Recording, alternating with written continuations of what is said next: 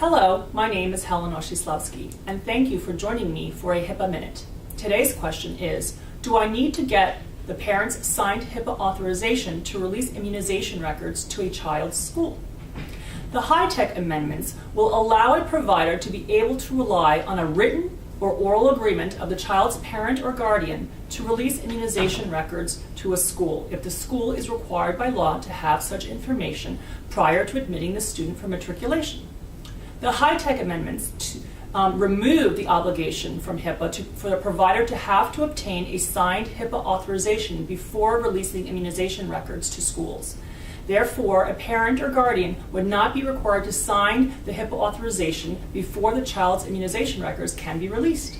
In fact, the government said that a provider can accept an email or simply make a notation in the medical record reflecting a phone conversation with the parent who requests the release of the immunization records to the school. This new provision goes into effect as of September 23, 2013. Note that the exception only applies to disclosures to schools.